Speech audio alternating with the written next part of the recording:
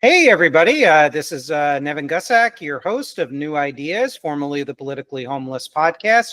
With me today is a very busy day for guests, three shows in a row here. We have a very special guest, Richard Simpkins. He is a high school debate coach. He is a bit of an intellectual. He has appeared on multiple streams on Twitch as a debate panelist. He is very, very well informed. He has a very interesting political history. He is very incisive. And it seems like from our conversations and appearing on a panel, I believe once or twice, it seems like we have a lot of agreement, I suspect, on a number of issues and maybe some disagreement. And that's fine. We can hash that out. Welcome to the show, Rich. I appreciate you coming. Thank you. I appreciate it. Do you have me on? All righty. Well, I wanted to start by you telling the guest, and I have my microphone here, so I hope it's a good addition for the sound quality here. I'd like you to discuss who, what, where, when, and why. What is your political background? What are how would you define yourself politically now? And what did you start out as? Yeah, so I guess I'll start, maybe just so we can go chronologically, I'll start with that last question. I started out as it's funny to hear it in historical terms, but what was called at the time the Reagan Youth. So it's funny that you mentioned National Socialism before we came on, because the first thing I think of now when I hear that is Hitler Youth, but that is absolutely not what the implication was at the time. It was just that there was this interesting phenomenon after the 60s where the hippies sort of got older, they started getting 401ks, and they started becoming Republicans, and a lot of them had kids. Really, it's really more that their kids started getting conservative, and so as children of hippies, at first it was just a group. People don't remember this, but young people used to vote Republican. They did under the Reagan administration, at any rate. I sort of got swept up in that. I was kind of an Alex P. Keaton type. I even wore sock ties and stuff like that. And so that's what I was growing up. I believed in capitalism. I still do, to an extent, although I have a lot more qualifications on that now than I did back then. And I believe that if you just let the markets free, that would solve 80% of our problems, sort of vis-a-vis sort of an 80-20 rule. And I was one of those people. You've probably met people, or maybe you are one of those people who's transitioned politically at some point in your life. And as my views started moderating on a wide variety of issues, I started telling myself that I was still conservative. I was still a Republican. And even though I would start to have more and more footnotes to that. And then, I think the last Republican I voted for, it was in 96. So it would have been, who would it have been? Bob Dole. Bob Dole. Yeah. And then after that, I just had some issues, but I could still not vote for Democrats. It would still be years before I could vote for a Democrat. But it was the Iraq War that ultimately flipped me. It was, as the war kept getting worse and worse and worse, I still considered myself a Republican at the time. My fellow Republicans just could not bring themselves to admitting any fault in the way that we were prosecuting the war. And ultimately, by 2004, I'd had it. So I became one of those. We called ourselves Republicans for Kerry. So I still considered myself a Republican. This is going to be a one-time thing. Next time around, I'm going to get to vote for a Republican I like. And that would have been in 2008 when I would have voted for McCain. But then McCain ended up, because he was in the Senate at the time, ended up, in order to bolster his standing within the party, because he was running for president, he ended up voting for the torture bill. I don't know if you remember that, in 2007. Yes, I do. And that was a big disappointment for me.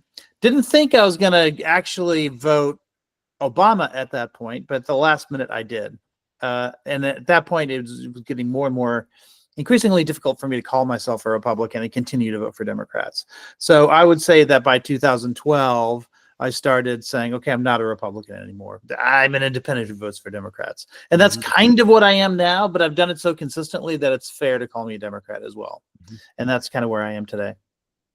Cool. Yeah. I've underwent, as many in the audience know, and many of my subscribers to my Substack newsletter, Wilderness of Mirrors, know, I went through a transition as well. I used to be a hardcore conservative, believer in Reaganomics, moved over in 1994, 95, when I was in undergraduate school. I became a member of the John Birch Society. I'm sure you've heard of them. They're still around today in full force. Yeah. And I decided not to renew my membership in 1997, but still held a number of their more laissez-faire beliefs, and their beliefs in, quote, the Constitution and a constitutional republic, in near total laissez-faire economics. 1997, I chose not to renew because they engaged in what I termed political pilgrimages of the right, meaning for a limited government, an organization that advocated for limited government and free enterprise. They wrote in their journal, which was then known as American Opinion, after 1986 became the New American, and they would write paeans to General Francisco Franco, Dr. Antonio Salazar in Portugal. Franco, of course, was the fascist dictator of Spain. Rafael Trujillo in the Dominican Republic. Fulgencio Batista in Cuba. And Syngman Rhee in South Korea, et cetera, apologetics to some degree for the Republic of South Africa under the Nationalist Party, which used to rule South Africa a long time ago. And I started to do a lot of research. I'm like, what are these governments really like? They're saying that they're examples for free enterprise, they're allies of the United States and whatnot, they're fighting against communism, but they would always kind of go after, in their scoreboard series in their old journal American Opinion, they would go after New Deal type capitalism, most unions, social democracies in Western Europe and the Nordic countries, which in a number of cases were very anti-communist, at least ideologically as a starting point. And yet governments like General Franco or Salazar in Portugal or General Franco in Spain, I learned over the years, many years, that they had their own double dealings with communist dictatorships, that they were explicitly against liberal capitalism, meaning free market capitalism, that they were even more statist than even the Social Democrats and the New Dealers in the United States and Western Europe, Western and Northern Europe. So that got me thinking. I liked the people there. I never encountered in the Birch Society chapter in the Ballston Lake, Saratoga Springs area of New York. I never encountered any racism or anti-Semitism. They had a low tolerance. Sorry, okay. I'll keep on going. Yeah, they had a low tolerance. The chapter leaders like Edward and Diane Clements, they had zero tolerance for any fascist or National Socialist or Nazi ideas and racism, including anti-Semitism.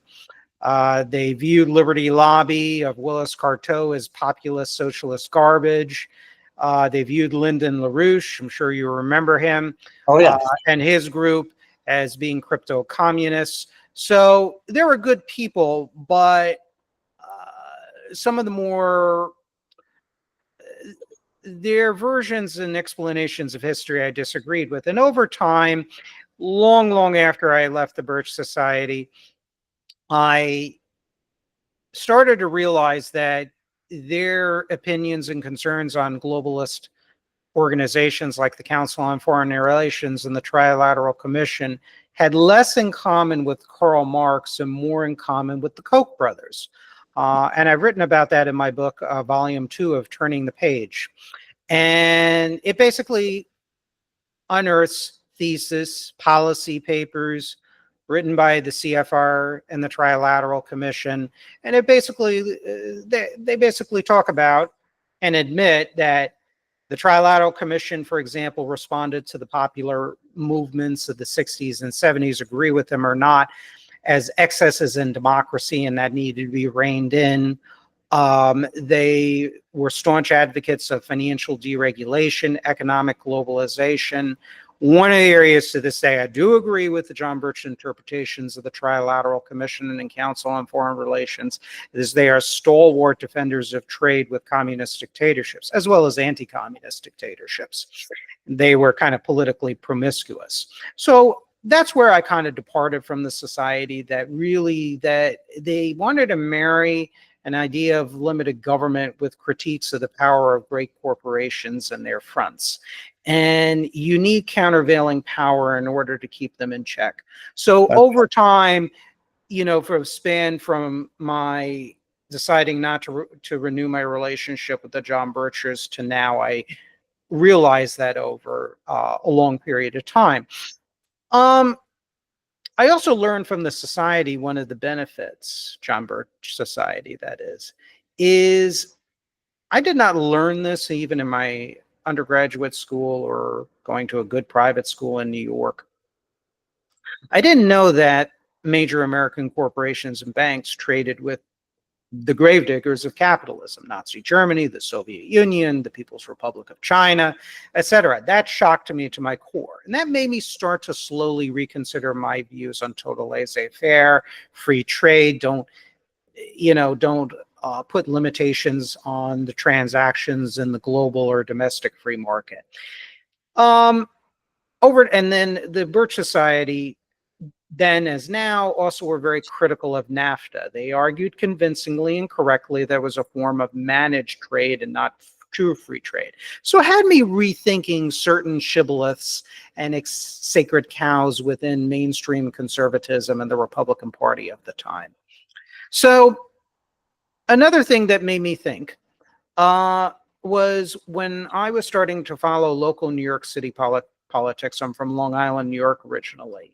In 2003, there was a mass gentrification effort in New York City, spearheaded by community groups, as well as also by powerful real estate developers who have always had a very powerful imprint and control over New York politics since at least the 1970s and especially the 1980s and thereafter.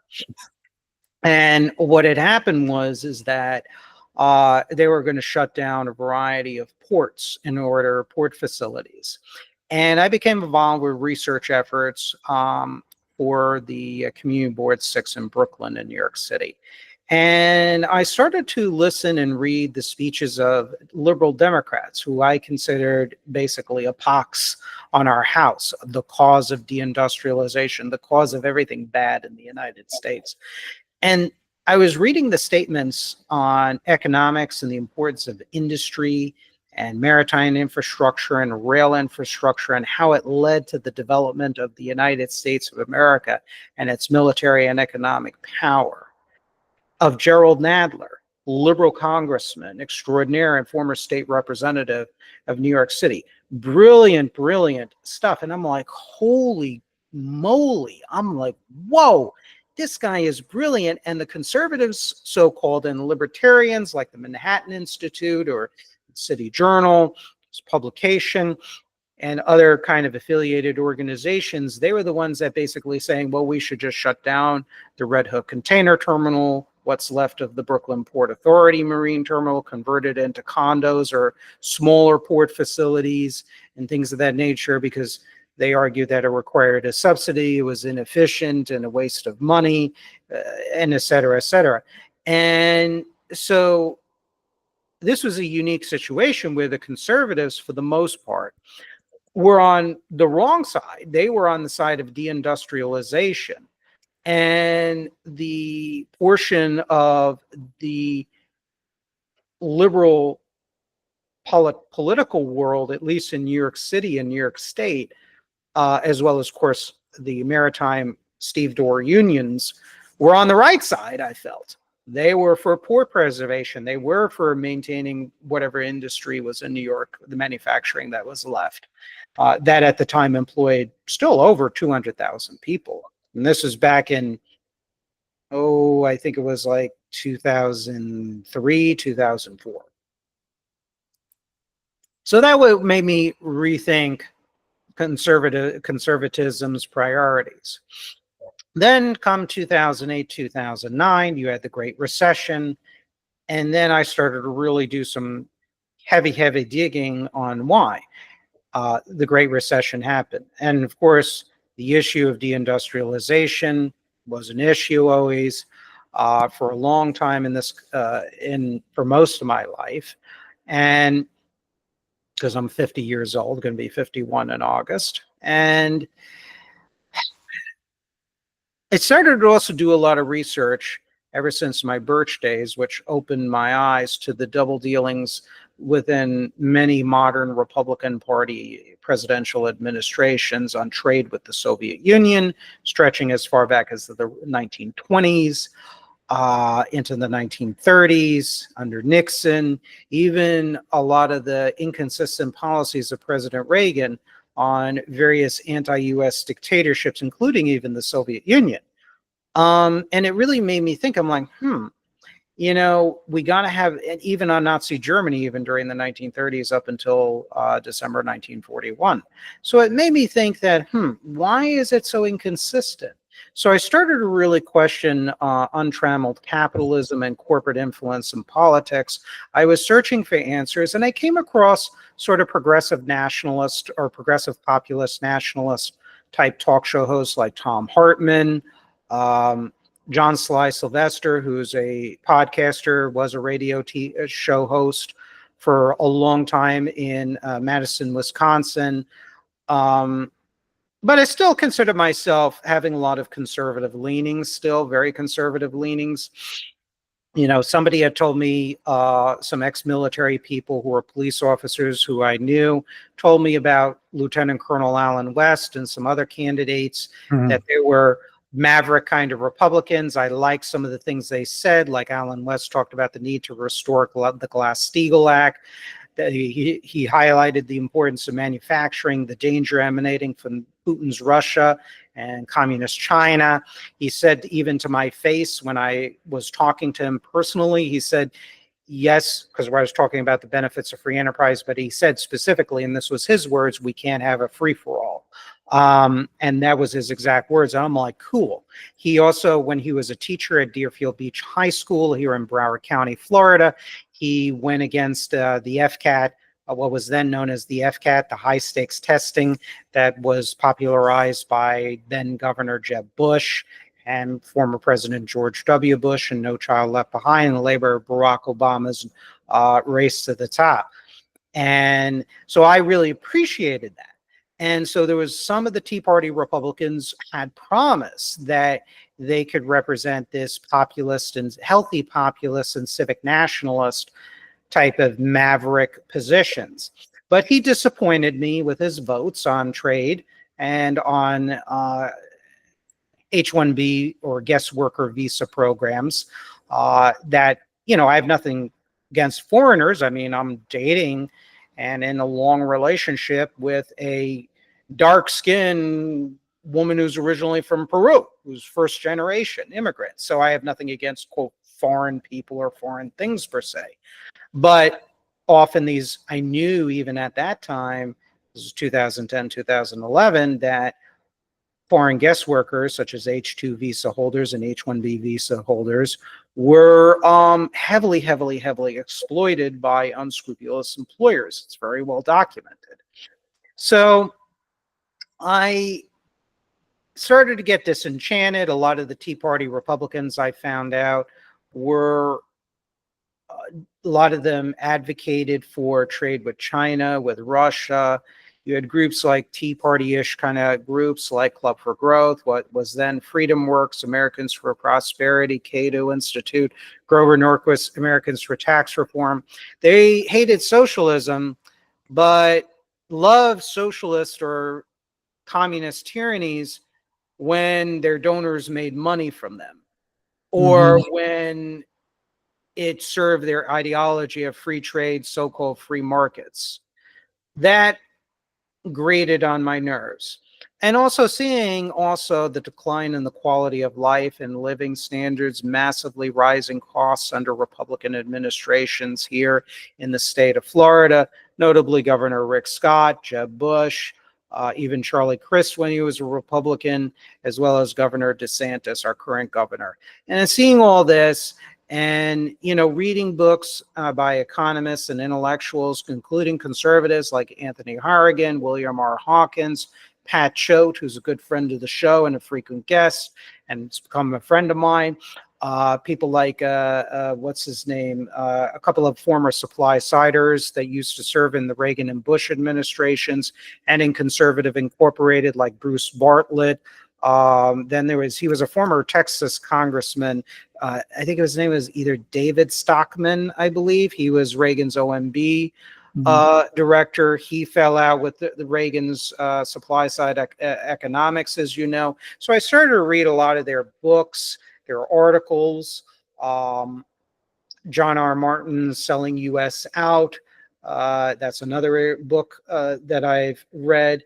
And it just made me think, the Republican Party is a disaster. I really like conservative goals of, as I understand them, strong national security, strong families, free enterprise, entrepreneurship, social mobility based on what I term shared but earned prosperity.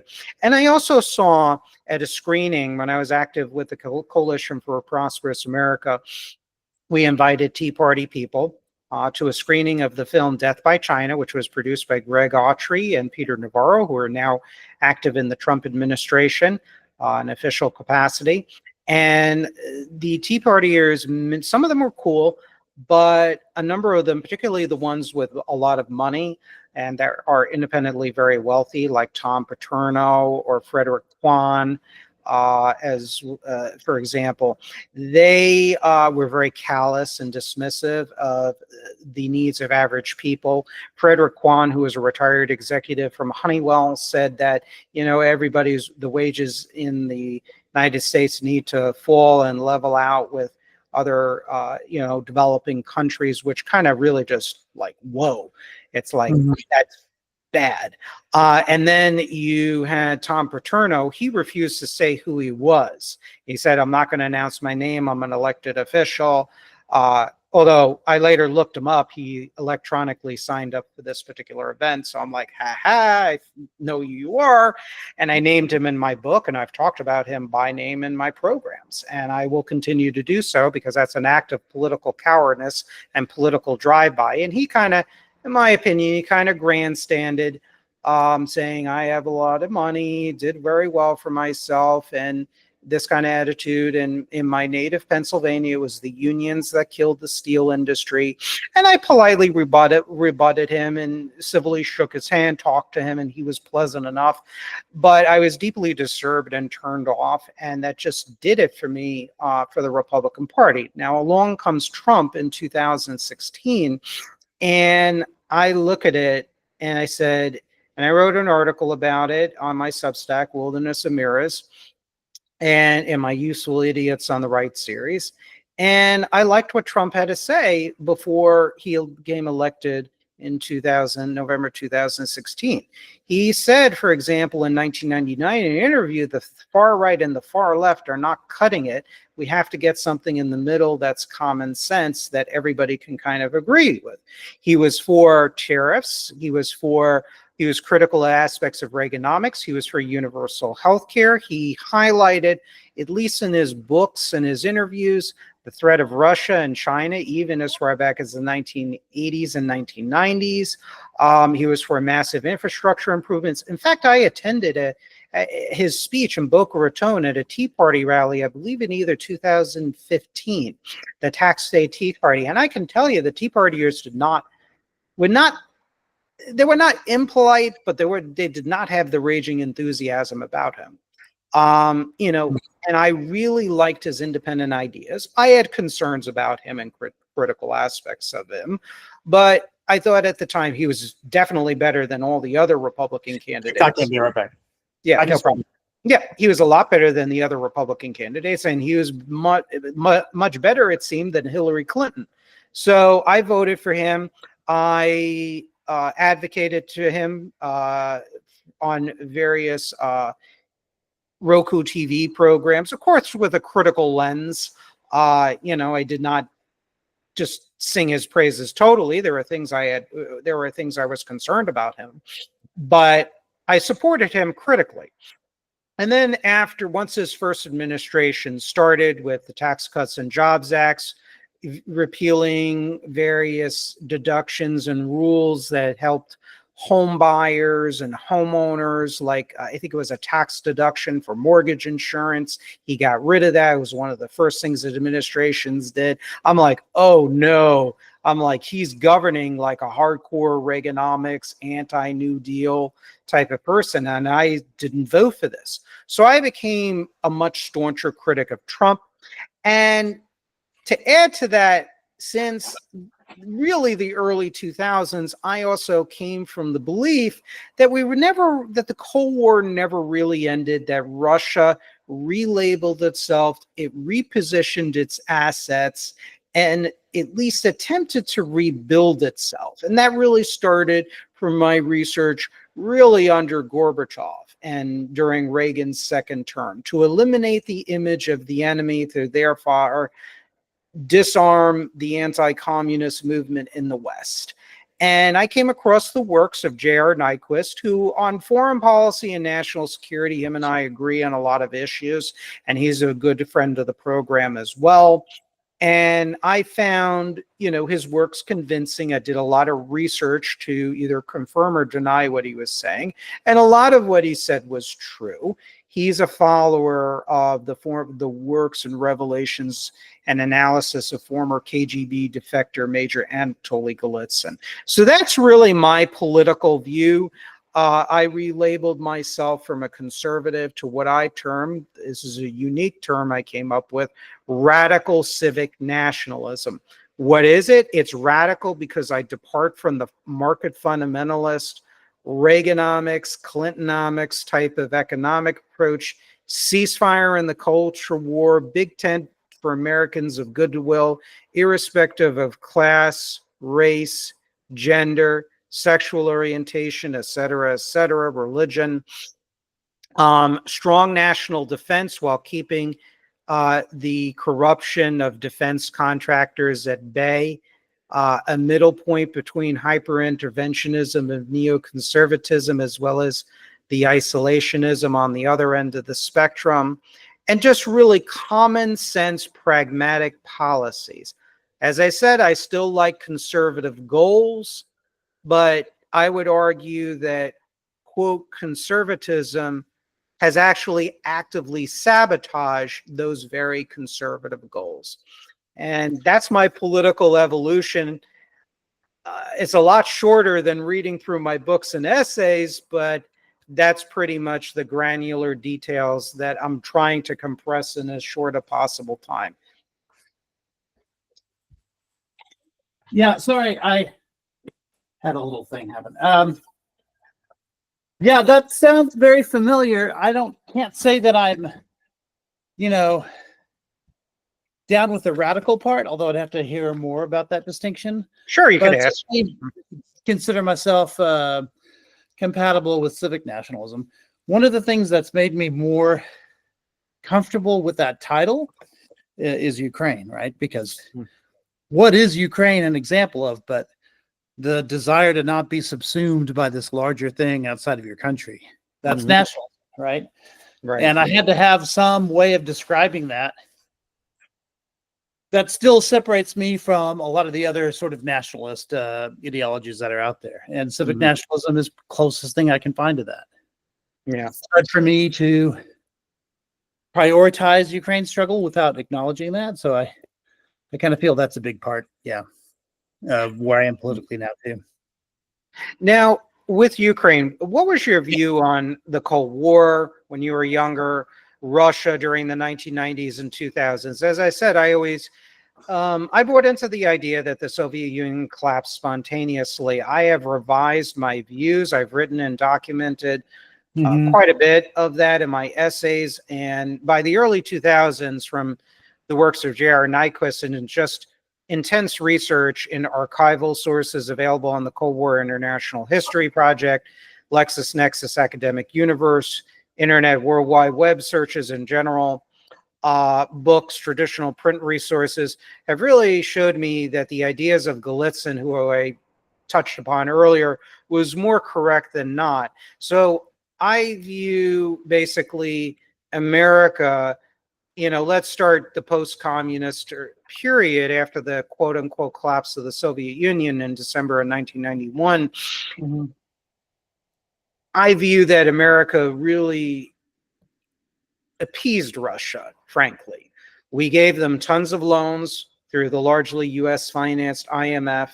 We signed the START Treaty in 1991 when it was still the Soviet Union.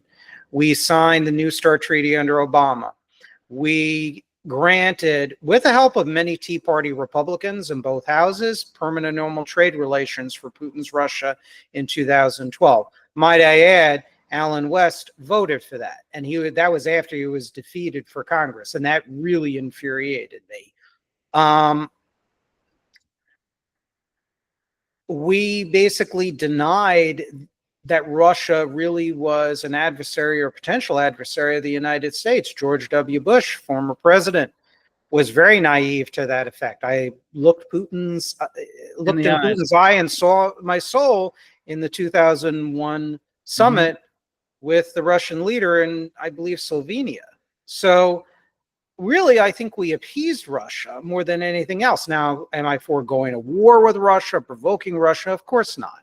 And that's where I disagree with folks like Liz Truss and some folks in the Senate who are trigger happy, I think, and probably are itching for a conflict with Russia, in my opinion. But I think we also need to make us less vulnerable to Russia, and especially, of course, now China. I mean, since President Biden had levied, to his credit, over a period of time during his presidency, sanctions on Russia. I think they could be a lot tighter than they are, but nevertheless, I think we have to decouple from China, from Russia. It seems like we've largely done that with Russia, but definitely with China. We have to do it very slowly so it doesn't shock the economy. It has to be a long-term plan. How that comes about is difficult given the capture of our political system by plutocratic interests that benefit from these trade relations that culturally don't care for the United States. They'll wave for the American flag when it's convenient, but in their hearts and souls, they really are stateless and stateless. What Thomas Jefferson referred to, somewhat paraphrased form, the stateless merchants. And that's a problem. It's one of the preeminent national security challenges of the West for a very, very long time.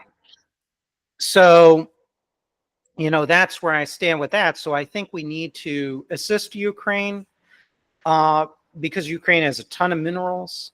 They have a lot of wealth. If that falls in the hand of Russia, that makes Russia even more powerful, at least in theory. They get a tremendous amount of natural resources. Two, it would also be psychologically demoralizing to the other European countries that are not in Russia's orbit. What are the countries that are Russia's orbit, that are allies? Hungary, Belarus, and Serbia. Serbia is back under the control. The Socialist Party, that was Slobodan Milosevic's party, which was historically pro-Russia, pro-CCP. Belarus is one of the unreconstructed communist states, if you will, under Alexander Lukashenko. Annexed soon too, yeah. And then Hungary under Viktor Orban, who reports indicate that Hungary is a base for the Russians and the Chinese. Very unreliable ally. So that's in Europe, at least. So we have to be very careful not to abandon allies. We did do that throughout the Cold War, and some of these allies were kind of loathsome to begin with, but strategically, it's even worse for the communists or like the CCP to take power by evicting Chiang Kai-shek to Taiwan and the Kuomintang. Notwithstanding my strong criticism of Chiang Kai-shek and the National Party of China, or the Chinese nationalists. So that's the second reason why I would support Ukraine. Thirdly, if Russia gains continued influence, they capture Ukraine. They are massing, according to the sources of J.R. Nyquist, massing troops on the Baltic states and elsewhere. And let's say they capture these countries, and let's say the Trump administration doesn't do much, let's say. You could have potentially the neutralization of NATO. That affects over $1 trillion worth of strategic trade between European countries and the United States in goods like pharmaceuticals, chemicals, machinery, automobiles, etc. And unfortunately, we're not as self-sufficient as we used to be. So we have to take those things into account. And what I would do is continue to the best of our abilities, aid Ukraine and with weapons and training, and the diplomatic front. That's what I would do with Ukraine. I would do it with Israel with qualifications, and I would do that with Taiwan and South Korea and Japan. But certain strategic choke points and allied countries that I would defend. So that's my stance on Ukraine. I think you and I are more or less aligned on that.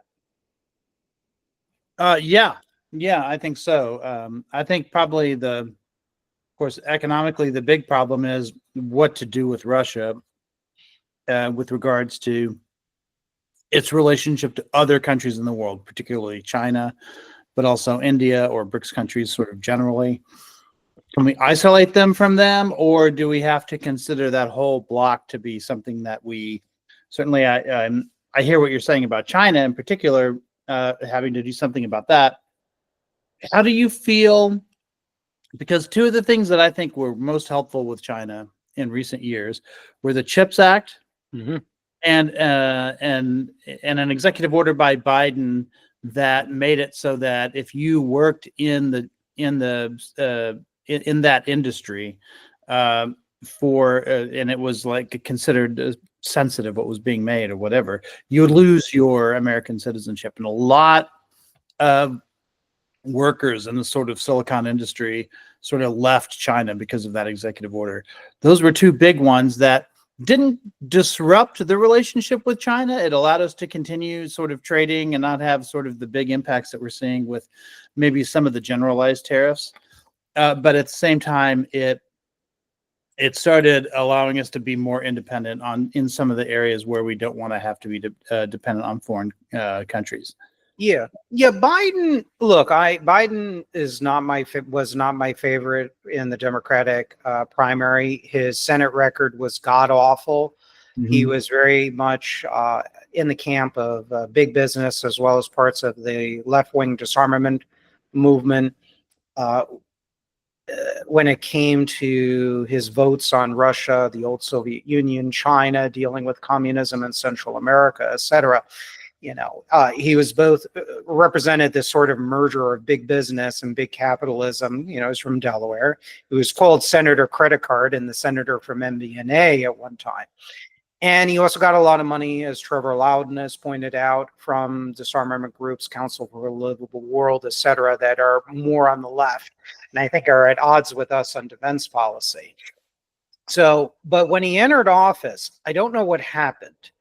I don't know what ticked his brain or who got to him or who convinced him within the administration, but he started a turn by Biden standards, and that's setting the bar low, selectively hard line.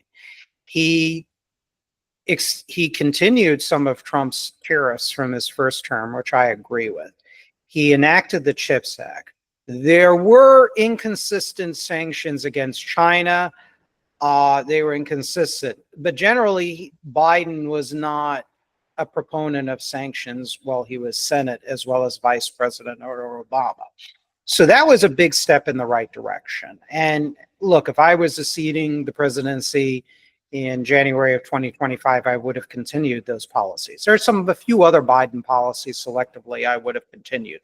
I would have retained Lena Khan, for example, at the Federal Trade Commission, for example. Somebody I might add that our current Vice President, J.D. Vance, absolutely loved, he said, actually, I think. So, yeah, I think, you have to understand, as a radical civic nationalist, I'm not politically tribalistic. There are things I agreed with Trump's first term. I agree with Trump's, quote, golden dome, at least the concept of anti-missile defense. I am not this type of guy that's respectively Republican bad, Democrat good, or Democrat bad, Republican good. I am so done with that for many, many years. And it has basically gotten this country in a lot of trouble thinking that way. And I think our geopolitical adversaries know that and exploit it. But so I agree with you on that with Biden. The process to decouple from China is going to take a long time. You can't do 0 to 60 in regards to trade policy and tariff policy. It's like a drug patient. If you're on drugs or alcohol, you're going to need a gradual approach for you to reach sobriety or being, quote, clean. It takes time. We have weaned ourselves off of a relatively self-sufficient economy. That didn't happen overnight, as you and I know, and the audience knows. That happened really from the 1950s onwards, when President Eisenhower and the Congress voted for the Reciprocal Trade Acts during the 1950s, and Kennedy's Trade Expansion Act of 1962, to name many different trade agreements that have passed, some of which are not well known. So Nixon opening too. The Nixon so-called opening to China, which was a disaster in my opinion. I think that was a colossal mistake. And there were voices on the right and left that talked about that. But yeah, that's what happened. And we granted China MFN under President Carter in 1979. And this took time. It took time for American industry to really suffer. Now, am I of the school of thought that, America has no industry whatsoever and no manufacturing or shores? Of course not. We still have industry, but it's nothing like what it used to be. And you want to talk about Ukraine, we want to talk about Taiwan. There are many top generals in the United States that have specifically warned that we cannot adequately resupply Ukraine's military needs, their weapon systems, their Javelin missiles, because we don't have the productive capacity. A long time ago in 1987, General Wickham warned that we even deindustrialized, this is under President Reagan, so badly that in a prolonged war with the Soviet Union, he said this in 1987, that we could not fight a sustained conventional war for more than maybe a couple of months. That's bad. Now, the Soviet Union, yes, with its weaknesses, which everybody likes to talk about, but they didn't outsource their defense production, and certainly they didn't outsource their basic industries needed for war production, like their steel industry, like their chemical industry. In fact, Western businessmen, including the United States, West Germany, Japan, to take some noteworthy cases, the French during the Cold War and afterwards, aided Soviet war industries, all in the name of trade and greed and détente. A lot of it is greed. And the rest is history. So we need to decouple from China. To pressure our allies and neutral countries, the countries that trade with Russia, that embargo bust, are many. There's a guy who worked for Goldman Sachs. He's on Twitter. I forget his name. He has written about the trade flows from Western Europe, including especially Germany, to Russia through the Central Asian republics, many of which are allied to Russia. And he noticed these unusual trade patterns. And let me see if I could look up, is it Robin Brooks, I think his name is. And he talks about this, that a lot of these European countries embargo bust. Yeah, his name is Robin Brooks. He's on X Twitter. He's a senior fellow at the Brookings Institute, previous chief economist at IIF, chief of FX, foreign exchange or forex strategist at Goldman Sachs. So, and he talks about that. And it's been in the mainstream press and news wires and in various papers that Russia gets a lot of their goods, not only from China. They do heavy trade, as you mentioned, with India. They do heavy trade with the United Arab Emirates. They do a lot of trade with Turkey under Erdogan, who, as far as I'm concerned, is an untrustworthy government. They do a lot of trade, of course, with their allies, Venezuela, Belarus, Serbia, North Korea, Vietnam, and other Cuba and other countries, Nicaragua, blah, blah, blah, Venezuela. They do a lot of indirect trade, as I just mentioned, with much of Europe, especially Germany. And they sanction busts through other countries too as well. I think Malaysia is another one, and possibly some of the other Asian countries that are not communist or authoritarian. So, Russia, I mean, obviously, is their economy perfect? No. They have major problems. I mean, that is stated by so many people. But I also wouldn't underestimate them either, because they have relative self-sufficiency compared to the United States. So I wouldn't count them out of the game entirely. And when you pin Russia to the wall, like what happened during World War II, they will fight for their national existence when pushed to a wall and mistreated. So I would not count Russia out of the game either. They still have tremendous amount of nuclear weapons. They believe since Soviet times, you read Soviet military literature, like Marshal Sokolovsky's Soviet Military Strategy, that's the title of the book, or The People, Army, and the Commander by Colonel Skirdo and others. They believe explicitly that they can win a nuclear war. Now, you might think, holy crap, that's crack pottery. I mean, they're crazy. Nuclear war is a horrible thing that nobody in their right mind could debate otherwise. But their plan of attack is as follows. Their plan of attack is not what you see in the movies like Threads or The Day After. You remember that both of us remember The Day After. That's not the reality of how they would strike the United States and their war plans against Western Europe, which they actually had war plans. And by the way, Red Dawn is real. They actually have those plans. It's very hard to find the information, but I have found it by scrounging for years, buried in obscure academic books. Their strategy is to go after command and control. That means Washington, D.C., and including the Pentagon, NORAD, incoming radar bases in Canada and elsewhere in the United States that detect incoming ICBMs. Certain selected bases, naval bases, SAC, meaning Strategic Air Command bases, and whatnot. And they'll use their SLBMs and ICBMs against them. They're not going to necessarily go after population centers because there's no strategic value in a population center. You want to decapitate our country. You want to prevent them from recovering and fighting back.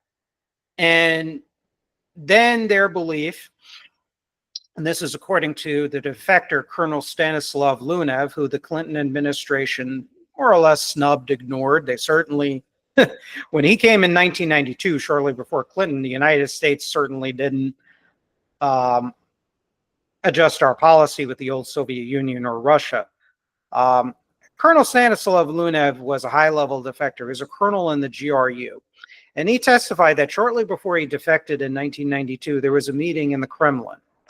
And the Russian general staff said, we're going to revise the war plan. He was told this by J.R. Nyquist, frequent guest on the show, excellent geopolitical analyst. And a friend of Ukraine and has sources in Ukraine too. He is really plugged in, a big supporter of Ukraine. Really plugged in too, big time. And like, imagine Dylan Burns, but 10 times Dylan Burns. And I'm not saying that to be arrogant. And he knows right. Soviet defectors. He was friends with Colonel Lunev. He personally debriefed him and then told publish this information that I am telling you. It's very scary. And the plan was that the Russians are no longer going to attack and occupy the lower 48 states. Instead, as a result of treaties with China, China would occupy the lower 48. Russia would take parts of Canada, re-annex Alaska, which, by the way, was part of old Soviet war plans, which I document in my works. And various third world allies of Russia and China would be invited for what is termed looting rights, according to Lunev. That was apparently the exact words he used. So, and there are other war plans here and there, little snippets. I go over this in my piece on Substack called The Ultimate Domino, which is sort of my Red Dawn 2.0 essay. And this is what we're dealing with. Now, do I think Russia and China could be successful? I don't know. Colonel Lunev said to Nyquist in 1998 or 1999, he said that at the time, the U.S. could defeat either Russia or China. When Nyquist asked him, could the United States back then beat both Russia and China, as Lunev said no. I think the situation is a lot worse today. The U.S. does have advantages. We still have a scientific community. We still have technological leads. We are a very resilient people. There are weapons programs that we probably are not aware of that are secret. You can't discount that. But we also have tremendous vulnerabilities, one of which is the supply, certain numerical advantages that Russia and China have in regards to some strategic weapons, although we have naval superiority, the United States. What we have is our supply chains are dispersed. We don't have the military defense industrial base that we did within the borders of the U.S. We're very vulnerable to vulnerable sea lanes, shipping, etc. Secondly, our country, as COVID illustrated, is deeply divided. I think we have in recent years a very bad track record of uniting in national emergencies. That is a concern of mine. It remains to be seen if we ever, God forbid, get to a war scenario, what the political climate and our resistance will be, or ability to resist or defend ourselves. So, and we do have also fifth columnists in the United States, and they're not all Reds and socialists. There are elements of the business community in the United States, of the private sector oligarch class that will, I don't want to name names. I don't want to say publicly who I think would collaborate, but if you look at their track records on trade with China and or Russia or Cuba or Vietnam or Iran or whatever, when you look at their statements that they make praising aspects of those governments, you can then kind of put two and two together. So we got a lot of... I'll name one name. Tesla yes. signed the document with China. You may be aware of this, promising that it would, or pledging that it would, uphold socialist values. Yeah, the core socialist values. Yes. Socialist values. Yes. Yeah. Musk has praised China's authoritarian controlled labor force and has denigrated the entitled American workforce, particularly in the major cities like New York and Los Angeles and San Francisco. There's a lot of problematic people out there. But there are a lot of people that would probably resist. I think people like our friend Jack Anander, I think you would have elements of the left and right and the center and the apolitical fracturing. And I think you would have a political realignment under bad conditions. But I think there are a lot of Americans that would collaborate. Why are we different than France during World War II, or Greece, or the Protectorate of Bohemia and Moravia, which was part of Czechoslovakia, or Norway?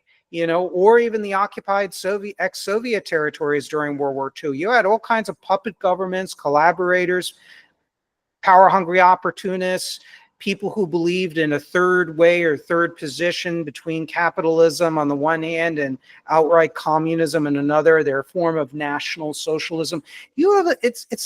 No country is immune. That's like a retarded thing. No offense to I don't want to sound ableist. I'm sounding like our friend Connor sometimes. That's like retarded. Every country, we're all human beings. We all have our frailties. We all have our vulnerabilities and whatnot. And also, I think we have an economy that is very vulnerable too as well. I love the entrepreneurial element of the American economy, our entrepreneurial spirit. That is a strength. But we also have a paper economy of casino capitalism, hedge funds, private equity, crypto. This is not what I term the 6 sources of national wealth in an economy, which is manufacturing, mining, agriculture, infrastructure, research and development. 6 sources, education on all levels. So that's kind of my take. And I appreciate you interviewing me and allowing me the time to explore my views, because do you hear much of this? And I have to ask you, I have some experience on Twitch and YouTube streams. You know, we've served on a couple of panels. Are there streamers like me or people you've come across that think like me, or even outside of? Not maybe in streaming, but in the academic debate world, which is what I come out of. I'm a debate coach down here in Texas. I have conversations like this all the time. I don't hear a lot of it on Twitch, because on Twitch it's more about, you know, what ideological team are you on, right? And how can you own the other side? That's really what I'm hearing a lot on, you know, on streams. But in academic debate circles, it's a lot more issue oriented. And so you get people sort of dividing out sort of in different ways, non-traditional ways that don't necessarily team up. And it's this idea of how you group these things and create new groups of interests that sort of interests me, because there are 2 broad things that you've just talked about. One of them was trade, and the other one was like military alliances. And it seems to me that we're missing the boat in the same way in both of those worlds, which is to say, we're ignoring the fact that another source of our strength is our alliances. Both in trade and in the military. So let's look at trade for a minute. We've got this 10% across the board tariff that's going to every single country, regardless of context, right? Like Australia, for instance, actually, we have a trade surplus with Australia. So there's really nothing to correct there. And we're still tariffing them 10%. And they don't tariff us across the board on anything. And all of if we're going to, like you argued, like if China and Russia get together, like that is a certain kind of economic strength and military strength that we might have a hard time dealing with alone. And that's all the more reason why, say on the trade side of things, we need to not be antagonizing our allies. We need to be working with them and then convincing them that we all need to stand together to decouple from China. But it's really hard to do that if we're casting EU as the enemy, right? Because now EU is going to want to realign a little bit with China so that they can survive the tariffs that we're slapping on them. So they're going to, have to make up for it somewhere else in the world, and that's going to be with countries that we don't consider our friends.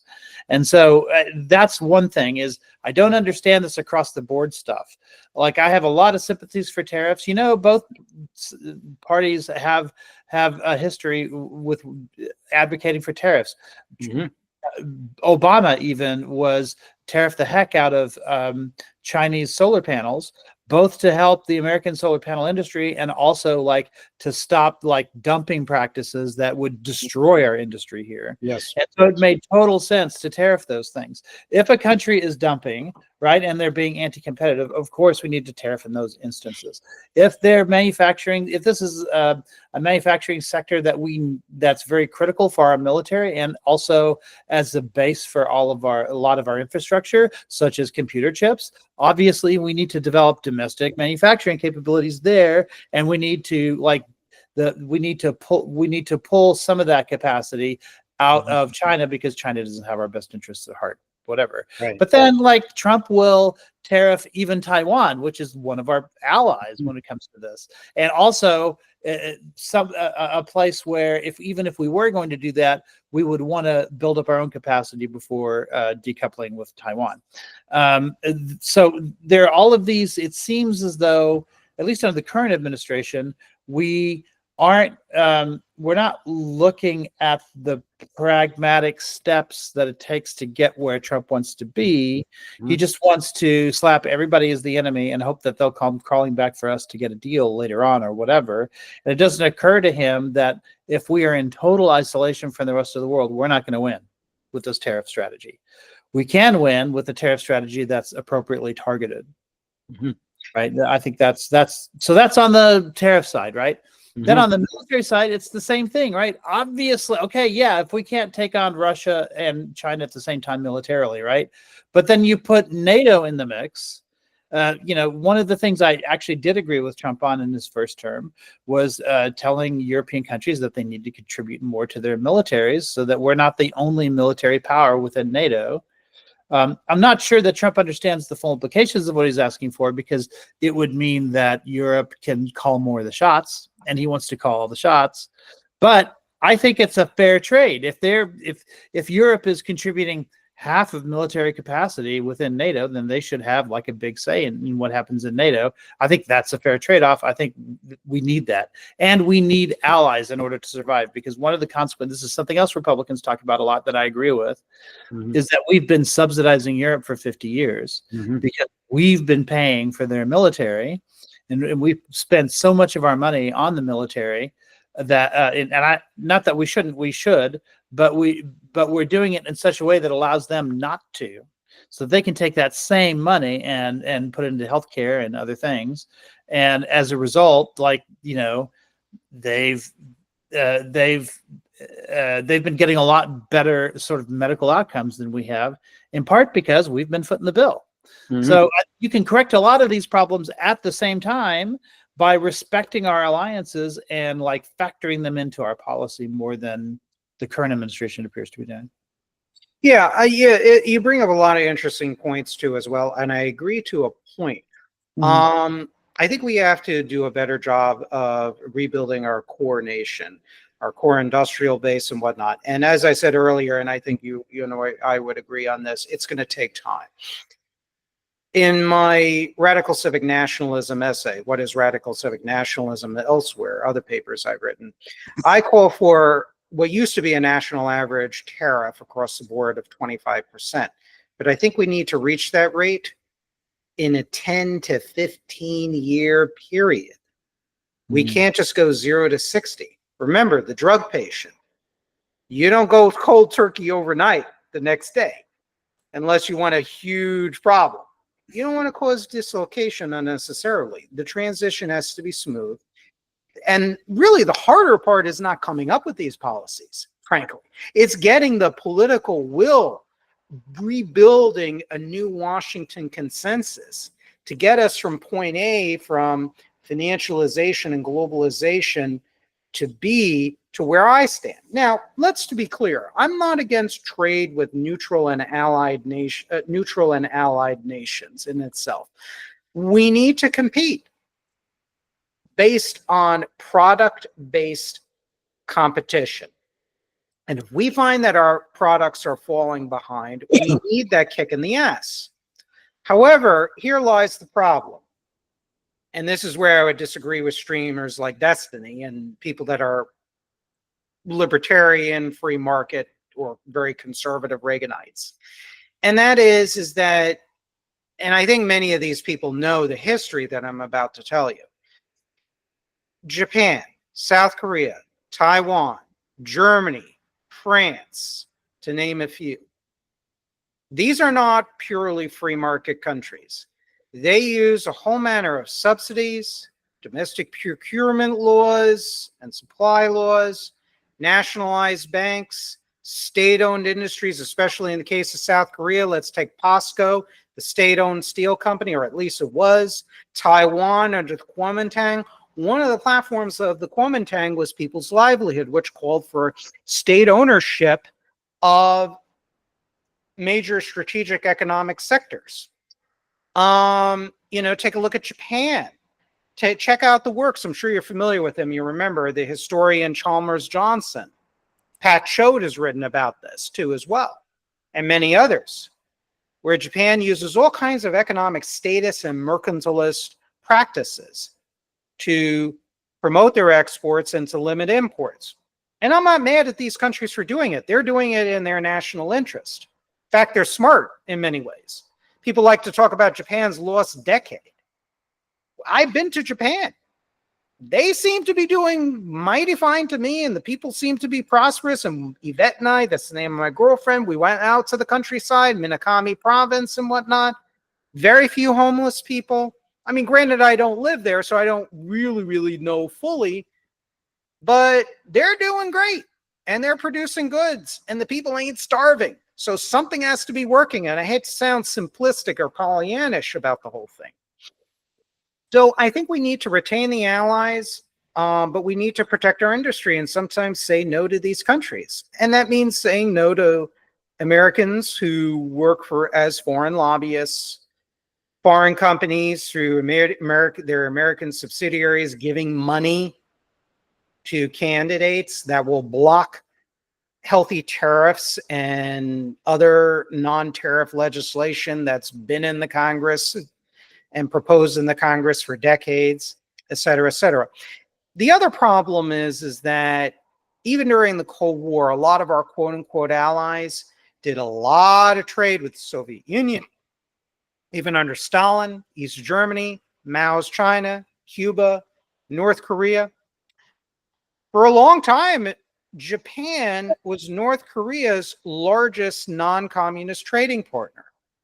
West Germany used to provide something called the swing credit to East Germany that subsidized trade between West and East Germany to the point where East German dumped goods were not tariffed because it was considered inter-European or EU, or what was then known as the European Community or EC trade. This is a lot of the Cold War history a lot of people don't know unless you're like nerds like us. And I'm proudly a nerd and yeah, sure. Fit guy's body, I guess. I don't look like one, but I am. Okay, I admit it. So this is the reality of the alliances. And this is a tough thing to deal with. And I think how to solve it? Well, first of all, if I was president, I would get the best minds who know the history and who have the experience, who think like us, to negotiate as much as possible a slow weaning off of our allies from dealing in these trade exchanges with our geopolitical adversaries of the West and the US. It's never going to be accomplished 100%. You're always going to have illegal trade. You're always going to have exceptions. That's maybe something we might have to live with, but it needs to be reduced as possible. And what I would do is resurrect COCOM, which used to, with its very limited staff, it used to, with some success, and a lot of failures, as well as a lot of successes, regulate that kind of high-tech trade between the US, the West, and Japan, to Mao's China, to the Soviet Union, to East Germany, and the other Warsaw Pact countries. I would resurrect COCOM, and I would increase at least double, triple, even quadruple the staff for that, to make enforcement possible. And I would also have an understanding with certain core allies to have at least continued air and naval bases to protect them, with at the same time allowing them to also, as you said, and this is one of the many things I agreed with Trump initially when he was running in 2015, 2016, having European countries increasing their defense forces and also rearming as well. And they have. In some ways, actually, Europe is stepping up even more to support Ukraine. That's now, right. The Trump administration is a very, let's just say, interesting composition of the administration. On some of the issues near and dear to us, at least in theory, when his administration was incoming, you had some good people. General, CIA Director Ratcliffe, General Kellogg, who's no longer with the administration, Marco Rubio. They were good on Russia and China. Rubio is one of the few good Republicans who's improved on economics. He has kind of abandoned a lot of his Tea Party libertarianism and globalism and has made a shift. J.D. Vance is good on the trade and some of the domestic economic populist positions, but on Russia, he leaves much to be desired. We saw that in the Trump, Zelensky, Vance meeting. Yeah, that was ridiculous. Yep. So we have that situation. But then there are deeply troubling cases of people that I would almost describe as, well, some of them are very subversive. Others have their belief systems, but I'd like to not speculate as to their motivations. You had Darren Beatty, who has been in some of the progressive news outlets lately. Well, I talked about Darren Beatty in an essay back in dated from late last year, early next year.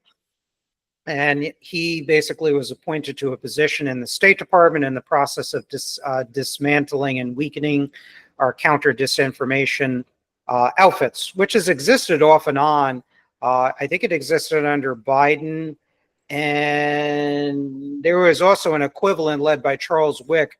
It was a unit within the U.S. Information Agency under the Reagan administration, and that was one of the bunch of things that Reagan did right. And Trump is in the process through Darren Beatty of dismantling that. Darren Beatty, you look at his Twitter account, it is pro-CCP, pro-Russia. He takes it from this sort of anti-woke crusade and says basically implies, not too subtly, that we are a weak, sissy-like, effeminate, declining, decrepit, woke empire that if Russia had influence in the world, that would be wonderful, and that we should abandon Taiwan to the CCP, that the CCP doesn't persecute the Uyghurs and other religious groups. You get my opinion. Yeah, sure. You got Tulsi Gabbard. You know, her positions on Russia and Ba'athist, formerly Ba'athist Syria, are very well documented. She was also against Trump's tariffs and trade policies towards China during his first administration. I agree with her to a point on her deep skepticism of regime change wars and her concerns about the military-industrial complex. But I would argue, and with respect to her service, and I very strongly respect her service, and she's also a fellow water sports enthusiast, just like I am, I'm afraid that she would I had a lot of fears that she would cripple our intelligence and our military capabilities, all in the name of, quote, non-interventionism. And she has taken a very soft line and apologetic line towards Russia, even arguing, rightly or wrongly, their talking points of the Russians vis-a-vis Ukraine, to the point of the biolabs issue. So you have that. You have Vance's position where he said he doesn't basically give a shit about Ukraine, he said, and this was during, I believe, his Senate campaign. You know, and there are others I'm probably not mentioning or thinking of. And there are people in the MAGA universe who echo a lot of these positions on Russia and China.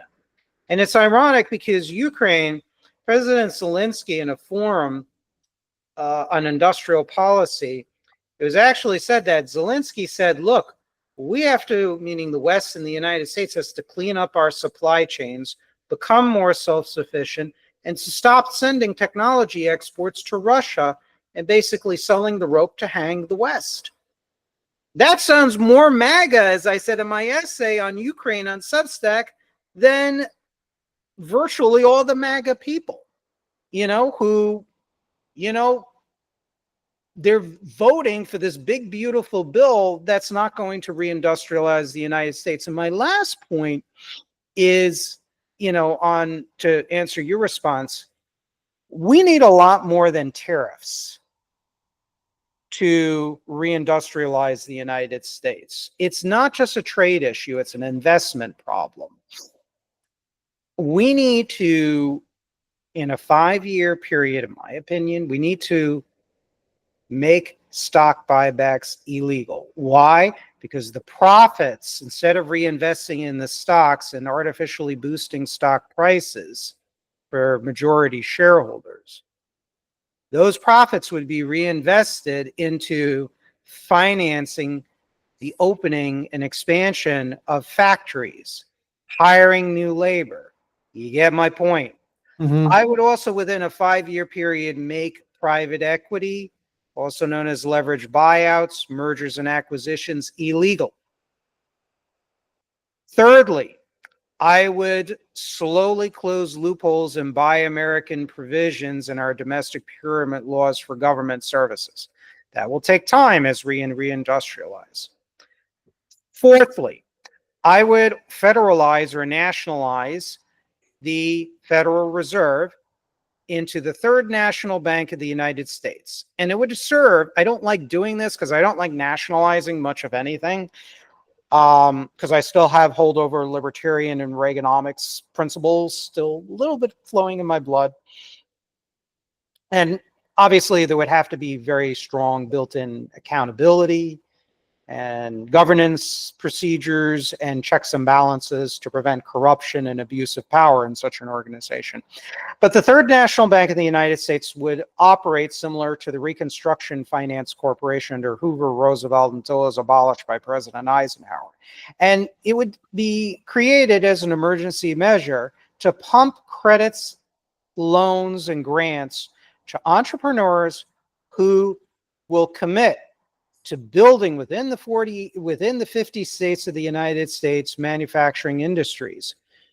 Why?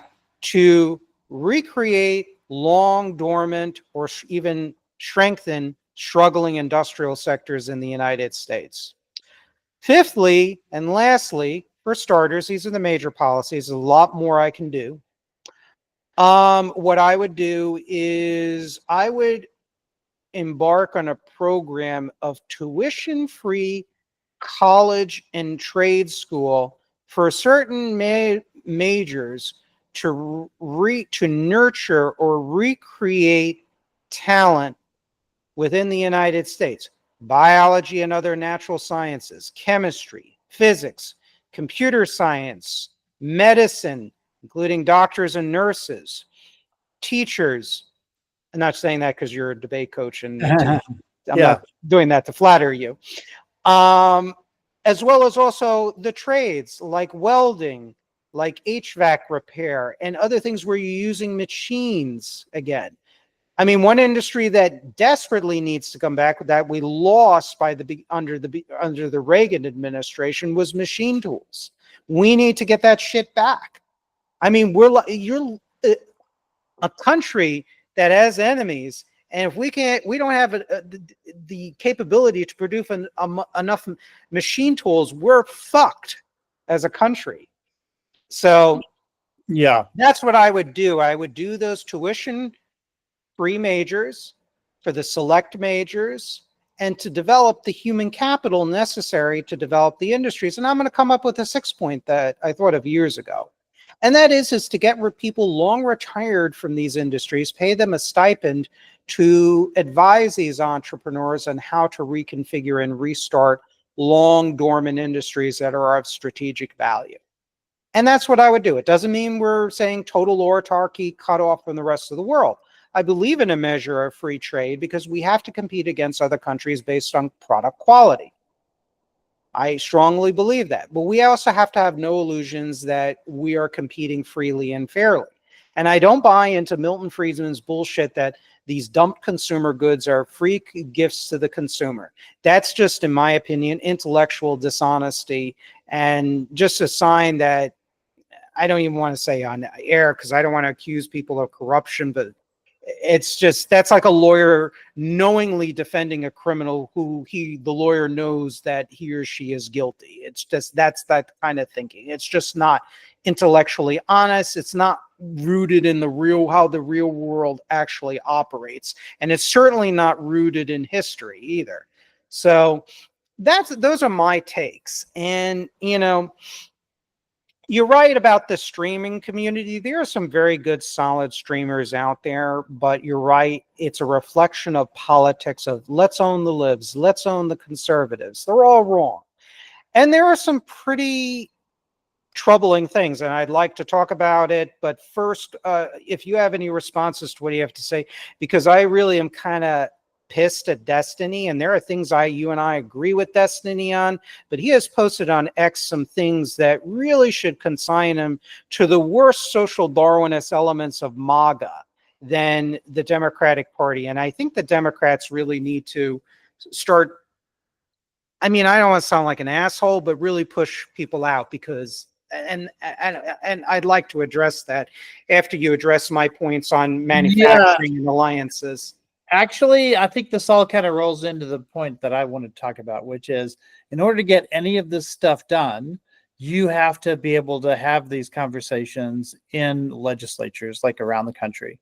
And one of the problems that we can't is that we're stuck in the same loop as Twitch Paul is in, which is you have to be in one party or another, which means you have to support all of the things that your party supports if you want to be part of the conversation.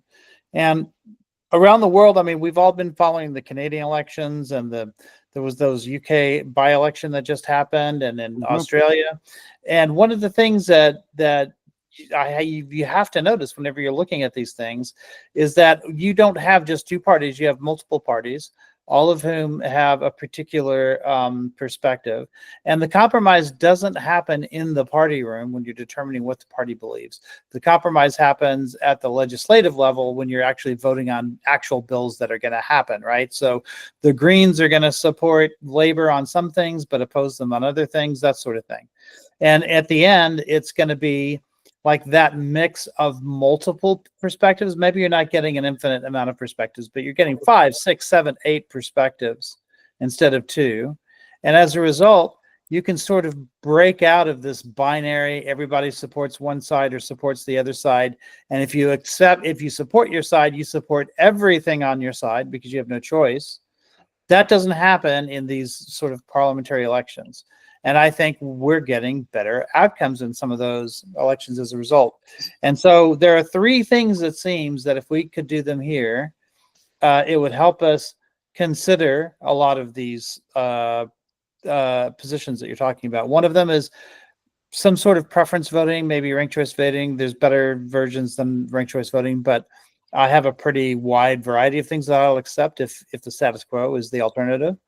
Multi-member districts and jungle primaries. You combine those 3 things and you can start to have a broader conversation where you can pick and choose things that you agree with Republicans on and that you agree with Democrats on, right? Mm-hmm. And if you can get a constituency that agrees with you on these things, for instance, in Germany, you have like Angela Merkel's party, right, which was the Christian Democrats.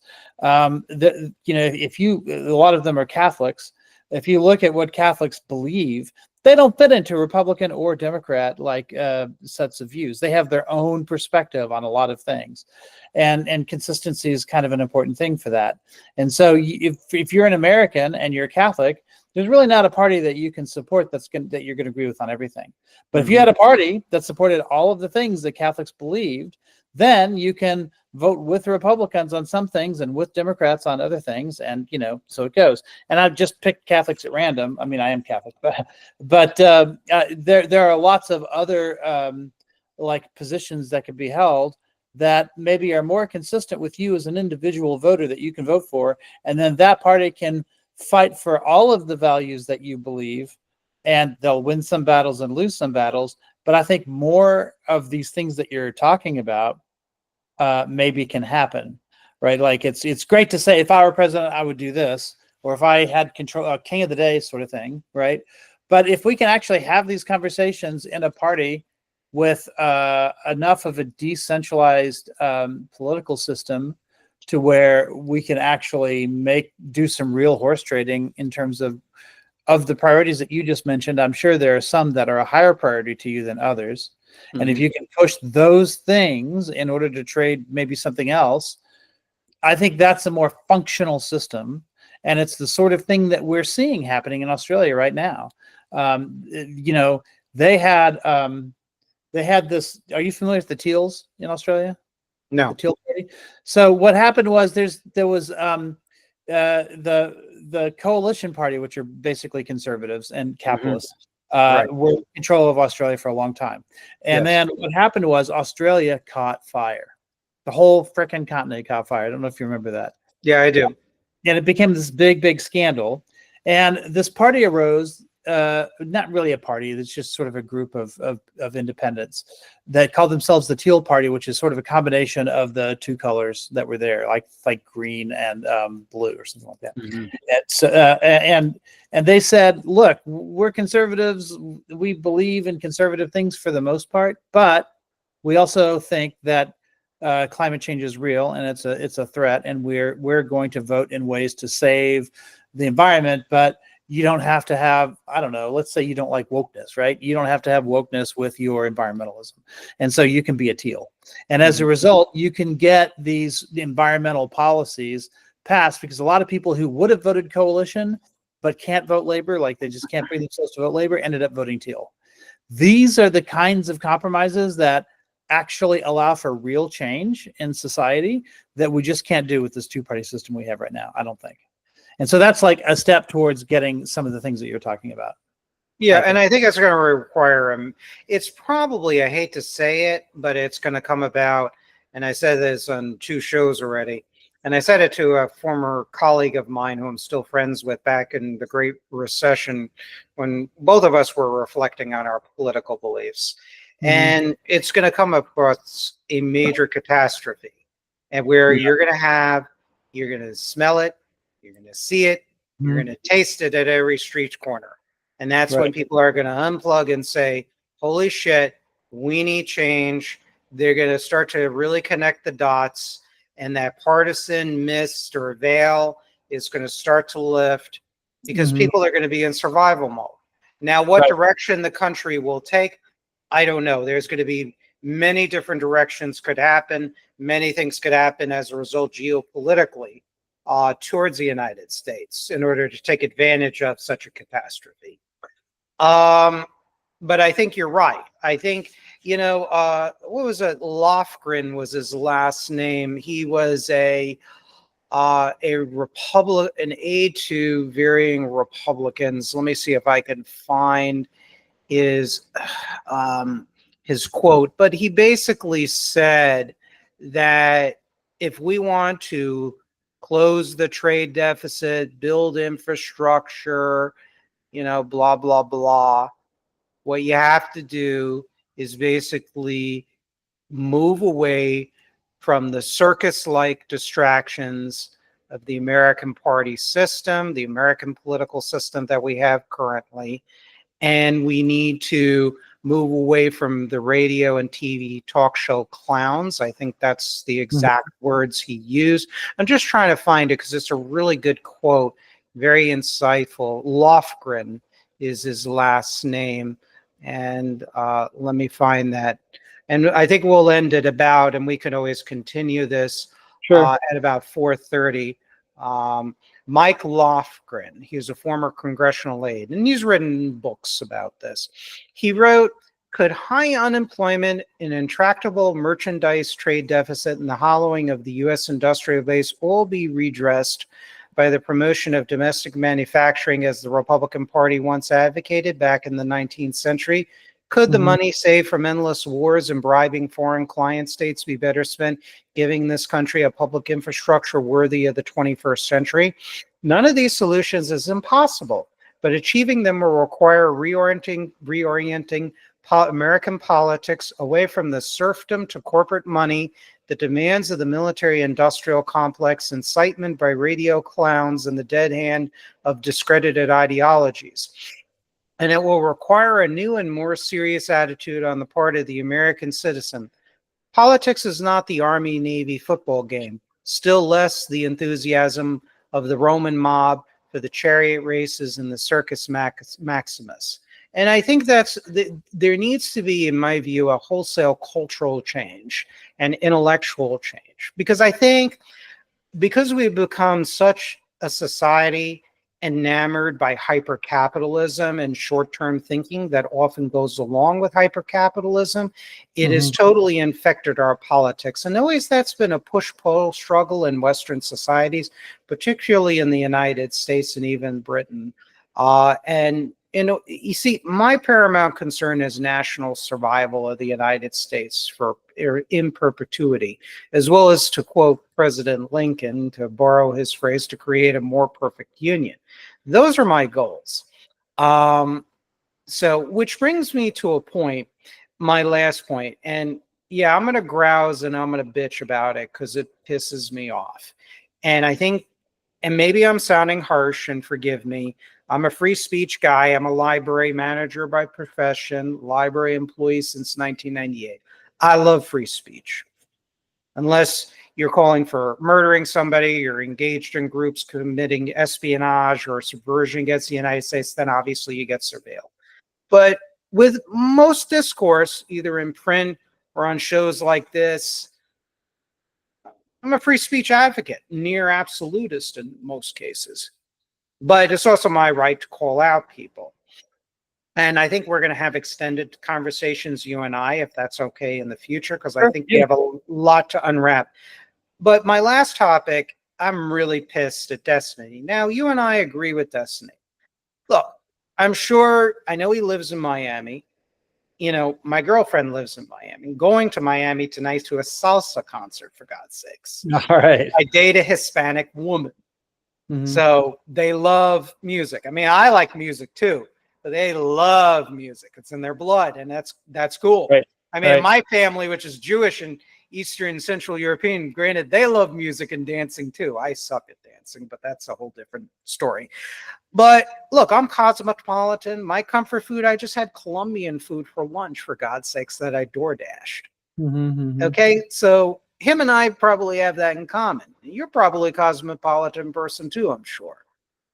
Him and I agree with the defense of liberal democracies. Him and I do not like racism at all, and homophobia and other kinds of hate. There's a lot you and I probably align with him, and I know his issues. But there are a couple of major things that piss me off that he fucks up on, that he shouldn't fuck up on, but he fucks up on. And that is, he had a debate with Eric Stryker.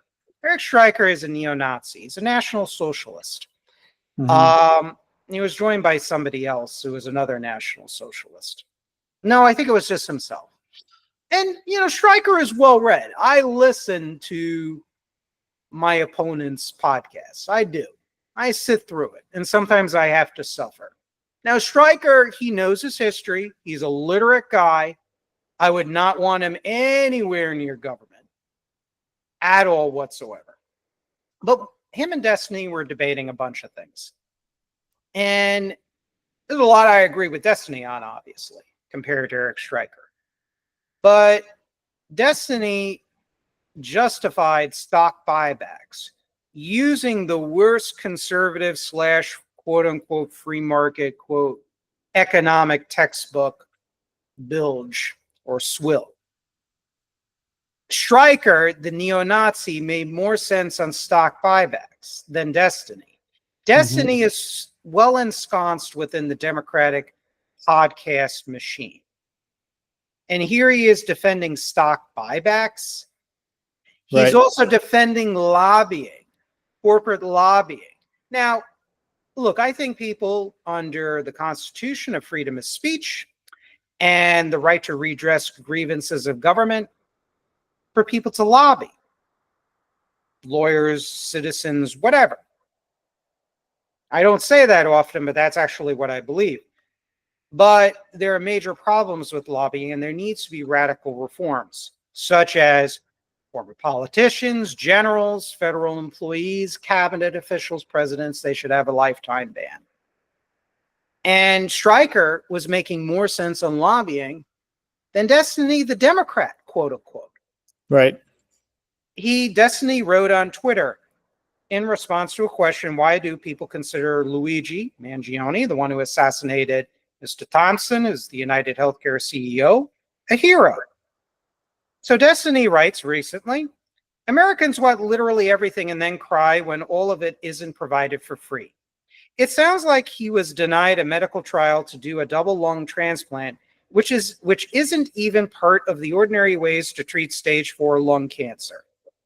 Sometimes people get sick and die. It sucks, but there's not always a greedy capitalist to blame for it. Well, holy flipping fuck. That sounds similar in tone to Senator Joni Ernst in response to a concerned constituent about Medicare. Yep. So what the fuck is this person doing in the Democratic Party? If it was me, I'd kick his ass out and say, you say that shit, go to the Republican Party. Yes, you are culturally on the left. And yes, you know, other things, you believe in certain social democratic procedures, but at heart, and he's been making tweets like that with that tone lately.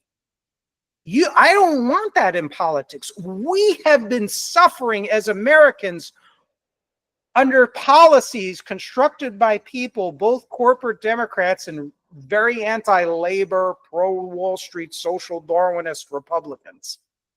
Right.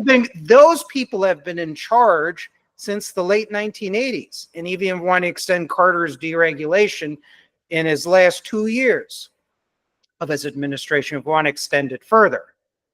That needs to be pushed out. Right. It does. And I'm infuriated by that. And the Democrats need to push these people out. Because what happens when you see that kind of callousness, people react. I had a friend of mine who was a communist with the Party of Communists USA. My late friend Kenny Stoltman. He committed suicide back in 2021. And that was sad. That was bad. That was upsetting because he was a close friend. He defected from the PCUSA, the Party of Communists USA, which is a Stalinist offshoot from even more Stalinist offshoot of the Communist Party USA. And they're staunchly pro-Russia and pro-China. Its chairman told them in a training session and other members that the propaganda writes itself. You don't have to worry about making things up about capitalism. Why? Just show them what Joni Ernst and Destiny and others, show them that what they write, what they speak. Because it confirms the stereotype that they're callous, that capitalism represents, and conservatism, or in Destiny's case, partial neoliberalism, is really assholery exemplified. Mm-hmm. And he recruited 3 to 4 people in Florida to the PCUSA as a result, before defecting from the party. Right. That is a national security problem as far as I'm concerned. What happened when TikTok was banned towards the end of the Biden administration? You had people flooding to the Chinese app, social media app, RedNote. Right. And what did people, even the children of MAGA parents, right, were saying, holy shit, everything is wonderful in China, because they were connecting with Chinese nationals. And we could debate whether it's a Potemkin village in China or not. You know, the great housing, the affordable housing that's high quality and secure employment and free education. I mean, that's a debate for a different time. I really don't like extol. I believe you can have good things without Potemkin villages and without totalitarianism. I am a firm believer in that. But people see the Destinies and the Joni Ernsts, and I'm going to lump those two in. They're going to see that they don't give a flipping fuck. The defenders of capitalism, the defenders of liberalism. So where are they going to go to? There's a guy who is on stream. He used to be Zoltanis. His real name is Shandon Simpson. He's in the newspapers. He was a neo-Nazi. He is still a fascist. He's bought my books. I've actually talked with him offline. And he knows all about me. You know, I'm not a self-hating Jew. I refuse to portray myself as that. I am who I am. He used to be a paleo-conservative. What transformed him? I asked. He said, cultural degeneration, meaning the LGBTQ and all the rest of it, the political correctness, the wokeness.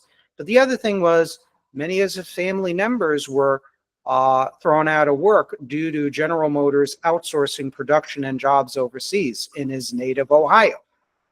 There is a fellow associated with Cultured Thug, the hardcore fascist streamer, or was a streamer. And he had a group called New Frontier USA. It's defunct now. There was a fellow in Florida, I'm not going to mention a name, virulently anti-Semitic, because my show used to be called The Populist Patriot, and I kind of changed it because I want to be clear that I don't associate with toxic forms of populism. And, and he mentioned that he was a politically active Republican, a Republican voter. And what pushed him to neo-fascism was the callousness of all the Jewish free market people in the Republican Party in the Southwest, in a county in Southwest, one of the counties in Southwest Florida. So I was the first Jew that he had met or spoken with that actually believes in nationalism and anti-Reaganomics and believes in controls on capitalism. Right. But when people see everybody happy on Nazi propaganda films, and when you read, I don't know if he read this, but it's in an anti-Nazi book called I think his name is Milton Mayer. It was a book called They Thought They Were Free. And this is a very interesting passage. And if I were a Nazi, I would use this as a recruiting tool. I don't want to give people ideas, but this is more of a warning. And it's very interesting. And this is by an anti-Nazi American Jew who is a progressive. And it's a very interesting book. I'm going to have to unplug my microphone for a second. You still can hear me because it's easier to use the mouse than the touchpad because the touchpads are a real pain in the petunias. So let's read this, and then I'm going to have you respond, and then we'll close up. Let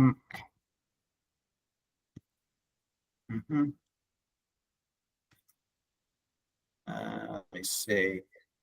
Just give me one. Okay. One German recalled to Milton Mayer, that's his name, Mayer, who was an anti-Nazi Jewish progressive journalist.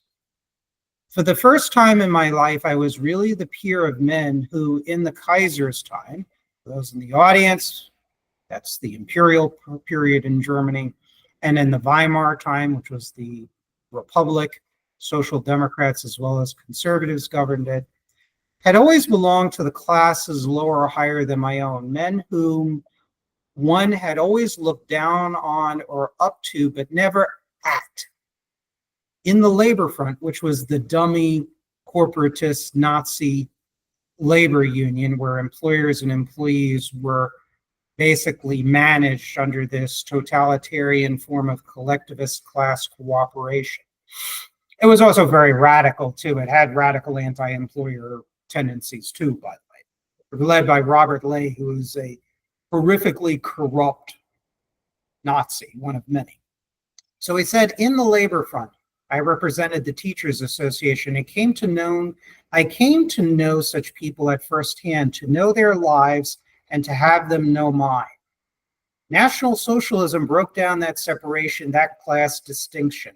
Democracy, such democracy as we had, meaning under Weimar Germany, didn't do it, and it is not doing, meaning in West Germany, the old Federal Republic now. Wiedekind,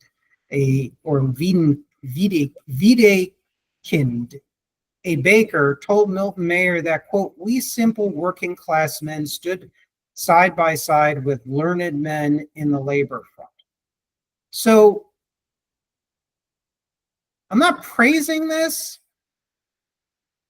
but when people read that and see that, whether it's the correct impression or not of a totalitarian state, I'm a recruiter. I would show that to people. I'd be like, hey, this is what a Jewish progressive anti-Nazi says. This is what Destiny and Joni Ernst and Mike Johnson and Elon Musk and others, representatives of capitalism, are saying. And by the way, some of whom advocate, in the case of Musk, trade with the gravediggers of capitalism, Russia and China, because they have a combination of sociopathy, myopia, and greed. That is one of the biggest national security questions plaguing the United States. And no one talks about that. And when I see that, that infuriates me. When I see people writing that and speaking about it, that is one of the preeminent weaknesses of the United States of America. This is why I am a civic nationalist. This is why I'm a nationalist. We need to come together as a people. We have to cease thinking of ourselves solely as individual, isolated, atomized individuals. We also have to think of ourselves not only as individuals who are unique, but also part of a larger community. If we were to survive as a country, if capitalism is to survive, if free governance is to survive. Now, what are your thoughts? I know this is a lot, so I'll let you speak and then we'll do closing statements, outros. So I'm kind of a process guy. This is why I talked about like things that ways in which I would like to change the electoral system, because it means that we can make changes on a lot of these fronts. But the problem is, anytime you have a political victory or a policy victory, you're going to have a political loss that comes right behind it. And so in order to build out a lot of these different policy objectives, you have to, I think, work with people who disagree with you on other things, right? So it might mean that you're working with Destiny, even though you disagree with them vehemently on this thing. And so consequently, I have a reasonably wide Overton window when I'm talking to people, because if I agree with them on 70% of what they just said, I see an opportunity to work on that 70%, even though I might not vote with them on the other 30% of stuff. And I think that that's what it comes down to. Like this idea that we can't be so hyper individualistic that we ignore our fellow, compatriots' plight.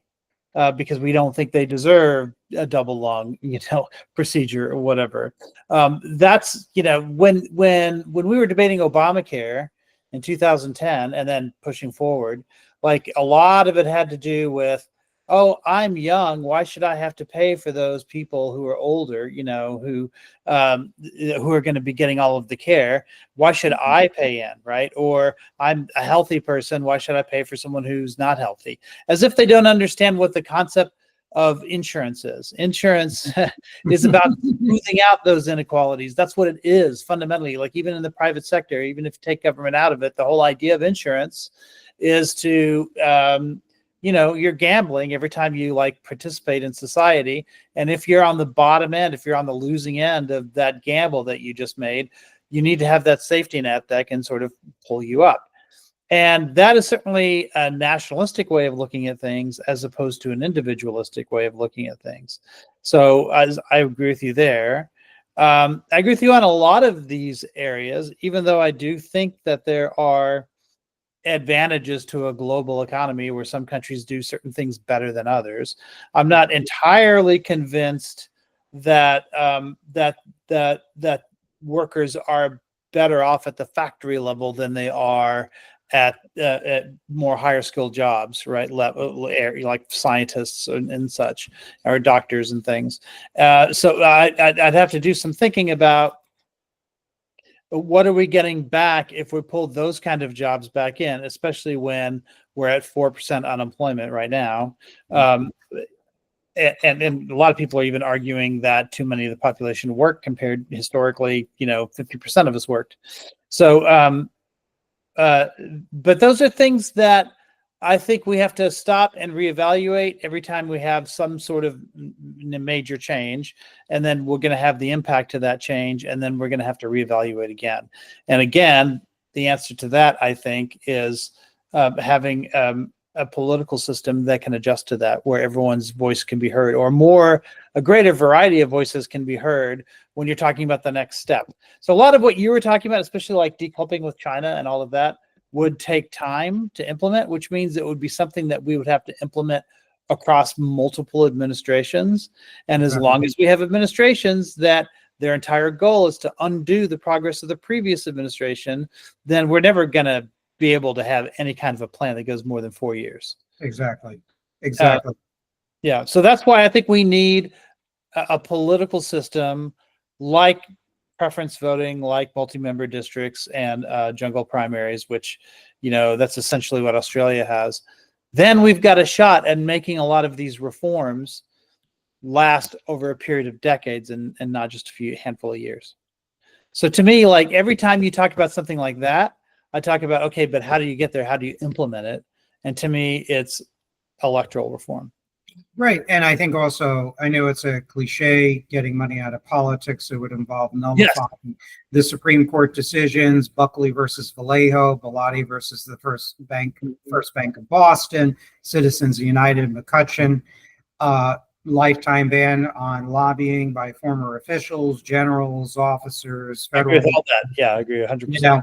And also what I would do is also ban foreign lobbying too. I don't care if it's Israel, China, Russia, Saudi Arabia, ban it all. That's what for trade representatives and diplomats are for. Now, if there's an emoluments clause, absolutely. I mean, given the first and second Trump administrations, that's screaming. I mean, look at the jet from Qatar or Qatar. Yeah, I mean, that's a beautiful example of that. Yeah. So there's a lot we could do. I also call for the shortening of the election and primary cycle to a year or less, and expanding public funding of election too, as well. That's what I would do. And I think that would help things too as well. And also restoring, and there are Democrats and Republicans that have talked about it in this state. We could debate the format of it, but DeSantis is supporting civics education. Other Republicans and Democrats that support that. I definitely think we need to teach civics again and teach the history as well. Intensify the debate. Debate is very important. So there's a lot that needs to be restored with education that was cut back starting in the 1980s with this overemphasis on the basic skills while forgetting a lot of other skills. And then also teaching self-sufficiency. There used to be shop classes, home economics. I know that's nothing to do with electoral reform, but I think that's very critical because, as much as a kid, we had a cosmetology department where a lot of the kids learned how to cut hair or whatever. They were making money at 16. Yeah. And I like the idea of making money through legitimate trades and services and making goods and services. I love that. I love entrepreneurialism. That's something that should be celebrated, as opposed to sort of these get-rich-quick schemes and scams that pass off as legitimate economic activities. So, because as much as I don't like the extreme bootstrapperism of a Destiny to a degree, or Joni Ernst, to name some examples, I still like a healthy degree of bootstrapperism, but you have to give the people the resources to do that. It's not going to just appear out of thin air. There's a lot of luck. There's connections. There's people showing you the ropes and everything, and things of that nature. Persistence, being a little healthy, aggressive. There's coming from families with resources and having access to that. There is an extreme inequality of opportunity, and that's something that's the perfect counter in a debate about bootstrapperism. Of course, you tell a bootstrapper, social Darwinist, so-called libertarian or so-called conservative, they'll deny what they're saying and they'll try and be obnoxious. And I've seen debates where people bring up the points like I'm bringing up, we're talking about, and they'll just tend to name call and say, oh, you're a statist or you're a socialist or that's not constitutional. I'm sorry. That's not a good rebuttal. Does the policy work or not? Is it reflective of actually how the fuck the world runs? And that's why partially I don't like debates, because I think I'm normally pretty polite, but there are people that really push my buttons. And I don't like people that have power that push around the powerless. I never like that. And I hate that. And I don't like people like that. I just don't. I don't want to break bread with them. I mean, maybe I might vote together if I was in Congress and work with them in a limited way, but I don't want a permanent coalition with such individuals because they contaminate the country. Yeah. They like basically putting septic sludge in the reservoir where you get your water supply. Yeah. Well, yeah.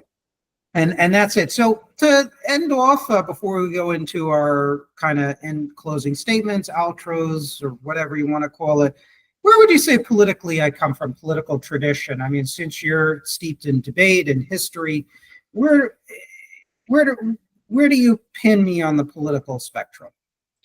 I mean, I don't know that I like have a spot for you on a particular spectrum, but it sounds to me like there are elements of left populism there.